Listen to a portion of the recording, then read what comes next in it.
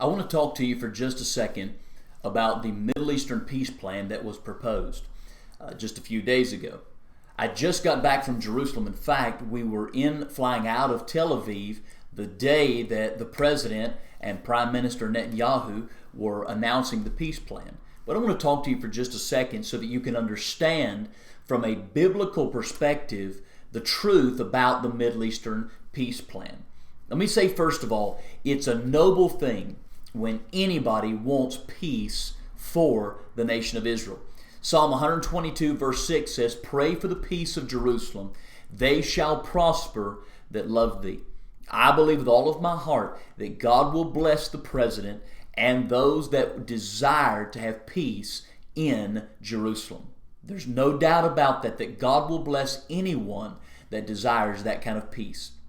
But we have to be honest as students of the Bible to understand there will not be lasting peace. I don't care if you want a one-state solution, a two-state solution where there's Israel and the Palestinian Authority. There will be no lasting peace in Jerusalem, in Israel, until the Antichrist signs the 7-year peace deal with the nation of Israel at the beginning of the tribulation. We have to be clear about that. We have to be honest about that.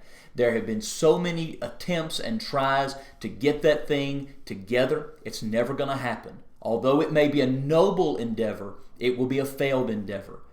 But we need to look at the bigger picture. Because as students of the Bible, there's something that I think we need to capture and really lay hold of. And that is this, that the Israeli leadership was willing to make major concessions in order to get this peace plan in place. They were willing to give up parts of Jerusalem, which has never been on the table. They were willing to give up land, which has never been on the table. And I found that very interesting that Israeli leadership was willing to give up make major concessions in order for peace. Here's why.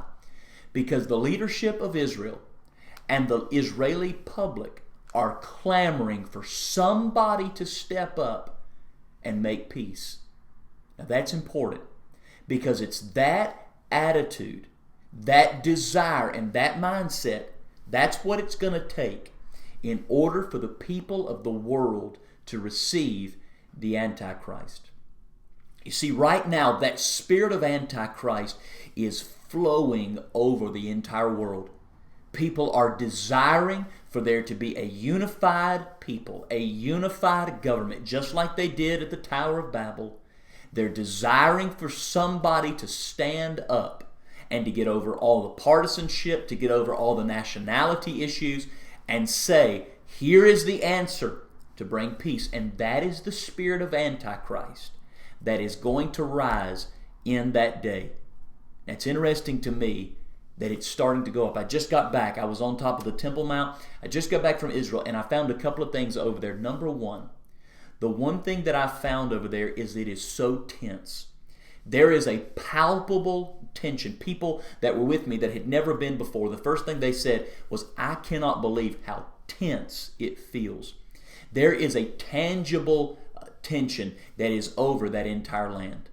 Second of all, there is a hunger. Our guide that is in Israel, he is an Arab Christian. He is not a Jew, he's an Arab.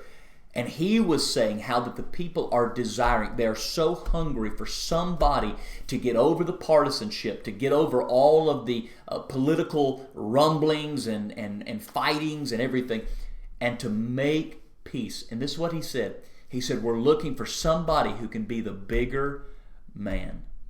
The third thing I noticed in that land is that they are so hungry for peace.